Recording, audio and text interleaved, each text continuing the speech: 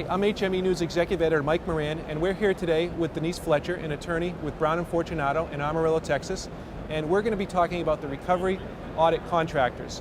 Denise has been following this issue very closely, and she's going to give us a rundown on exactly what it is and what providers should be aware of.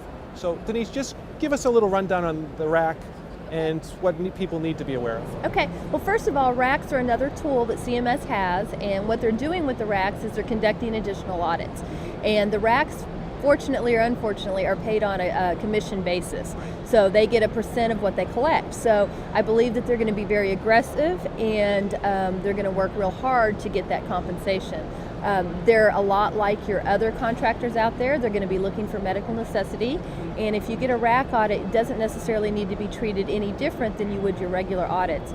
The key, I think, is getting those progress notes, making sure that it supports the policy, and making sure you have all of your right documentation, and responding timely too. Right. Are they going to be, it's sort of above and beyond your Medicare's typical audits? So what would trigger a RAC audit versus a regular audit?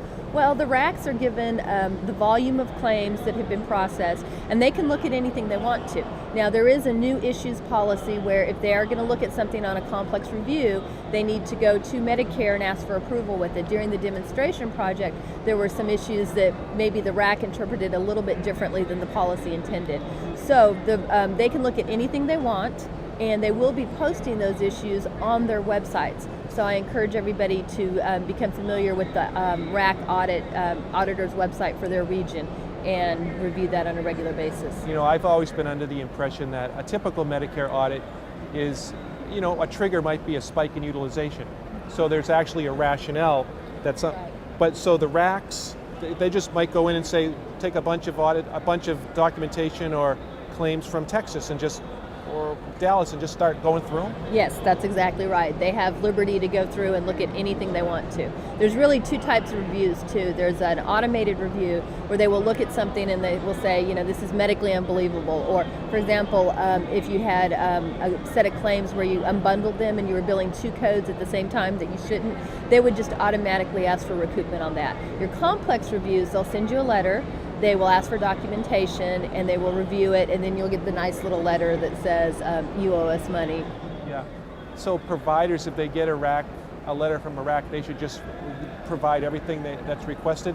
Yes, they need to provide everything. They need to provide it in a timely manner. One of the problems during the demonstration project was that people didn't know who the RACs are. And I encourage you to go to CMS's webpage and look for your region and see who your RAC is. But they weren't aware who the RACs were, so they got these letters asking for documents and they didn't respond. If you don't respond timely, it's automatically a recoupment. So it's very important that you do that. And get progress notes. That is the key thing I think a lot of my clients don't do, is they don't get those progress notes. And if they do get the progress notes, sometimes they don't read the progress notes to make sure that it points out there. One of the things I recommend to my clients is to do kind of a cover page summary where you go through and you point out, you know, Mrs. Smith is 85 years old, she's been diagnosed with, you know, list her various issues, and point out, you know, on page 4 of the progress notes, it says, you know, this, that specifically points out why that equipment is medically necessary for her. Yeah, it's interesting. They seem like they're just out there looking for stuff. They are looking for stuff. That's what they're going to get paid for, and they get paid anywhere from 9 to 12% of what they collect. And they are also, one of the things about the RACs is they are also looking for underpayments. So they're supposed to be making sure claims are paid correctly. So whether it's an underpayment or an overpayment. Now I will tell you, in the demonstration project, the majority of them were overpayments, very few underpayments.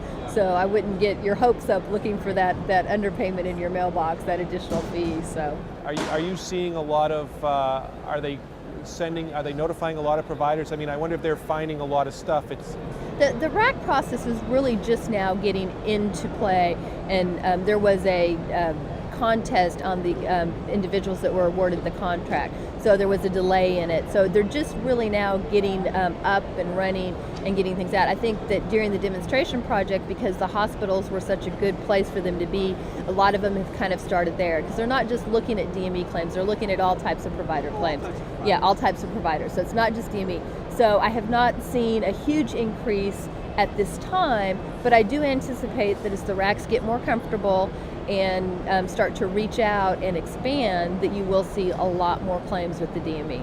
Who are these insurance experts? Who are these examiners? They are insurance company. For example, Connolly Consulting is one of the RACs, and they're people like Palmetto and Cigna and the companies that we have dealt with in the past, and much like the medical review teams that we have dealt with in the past.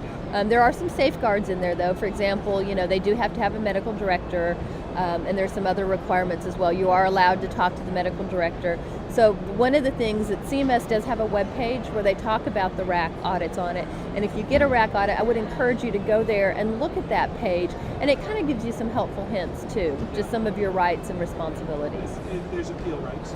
Yes, there is an appeal right. The appeal rights are just like in a normal Medicare audit, and they cannot recoup until your second level of appeal.